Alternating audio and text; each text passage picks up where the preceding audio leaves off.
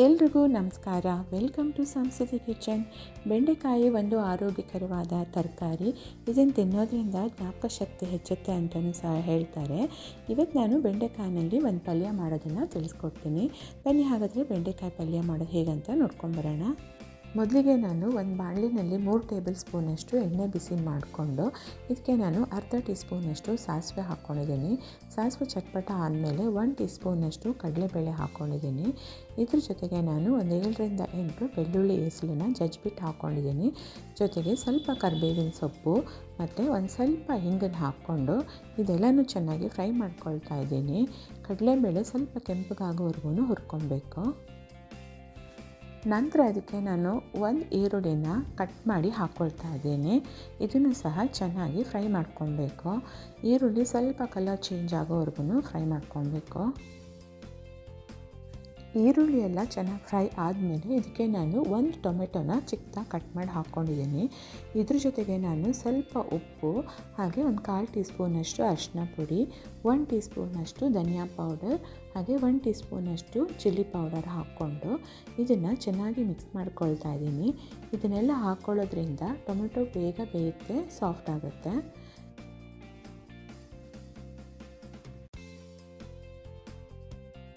ಈಗ ಇದನ್ನು ಮುಚ್ಚಿಬಿಟ್ಟು ಒಂದು 3 ನಿಮಿಷ ಬೇಯಿಸ್ಕೋಬೇಕು. 3 ನಿಮಿಷದ ನಂತರ ನೋಡಿ ಟೊಮೆಟೊ ಎಲ್ಲ ಚೆನ್ನಾಗಿ ಬೆಂದಿದೆ, ಸಾಫ್ಟ್ ಆಗಿದೆ.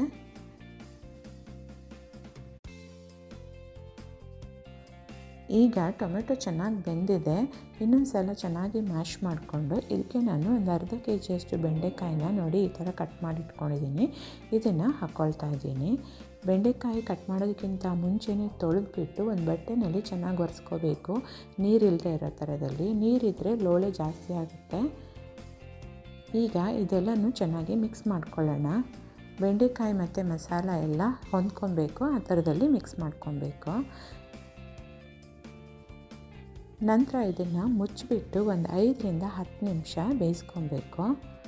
ಮಧ್ಯದಲ್ಲಿ 1-2 ಸಲ ಲೇಟು ಓಪನ್ ಮಾಡಿ ಇದನ್ನು ಚೆನ್ನಾಗಿ ಮಿಕ್ಸ್ ಮಾಡ್ಕೊಳ್ತಾ ಇರಬೇಕು. ಯಾಕಂದರೆ ನಾನಿಲ್ಲಿ ಜಾಸ್ತಿ ಎಣ್ಣೆ ಉಪಯೋಗಿಸಿಲ್ಲ, ಹಾಗೆ ಬೆಂಡೆಕಾಯಿ ಬೇಯೋದಕ್ಕೆ ನೀರು ಸಹ ಉಪಯೋಗಿಸಿಲ್ಲ. ಮತ್ತು ನಾನು ಸ್ಟೀಲ್ ಪಾತ್ರೆನ ಪಲ್ಯ ಮಾಡೋದಕ್ಕೆ ಉಪಯೋಗಿಸಿರೋದ್ರಿಂದ ಸ್ಟೀಲ್ ಪಾತ್ರೆಯಲ್ಲಿ ತಳೆ ಹಿಡಿಯೋದು ಸ್ವಲ್ಪ ಮಟ್ಟಿಗೆ ಇದ್ದೇ ಇರುತ್ತೆ.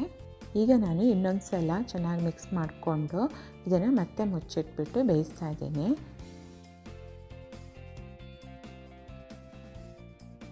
ಈಗ ನೋಡಿ ಒಂದು 5ರಿಂದ 10 ನಿಮಿಷ ಆಗಿದೆ ಇದು ಇಟ್ಬಿಟ್ಟು. ಈಗ ನೋಡಿ ಬೆಂಡೆಕಾಯಿ ಚೆನ್ನಾಗಿ ಬೆಂದಿದೆ. ಬೆಂಡೆಕಾಯಿ ಪಲ್ಯ ರೆಡಿಯಾಗಿದೆ. ಈಗ ಸ್ಟವ್ ಆಫ್ ಮಾಡಿಕೊಂಡು ಇದಕ್ಕೆ ನಾನು 3/4 ಕಪ್ಪಷ್ಟು ಒಣ ಕೊಬ್ಬರಿ ಪುಡಿ ಅಂದರೆ ಡೆಸಿಕೇಟೆಡ್ ಕೋಕೋನಟ್ ಪೌಡರ್ನ ಸೇರಿಸ್ಕೊಳ್ತಾ ಇದ್ದೀನಿ. ಇದ್ರ ಬದಲು ನೀವು ಫ್ರೆಶ್ ಆಗಿ ತುರಿದಿರೋ ತೆಂಗಿನಕಾಯಿ ತುರಿನೂ ಹಾಕ್ಕೊಬೋದು.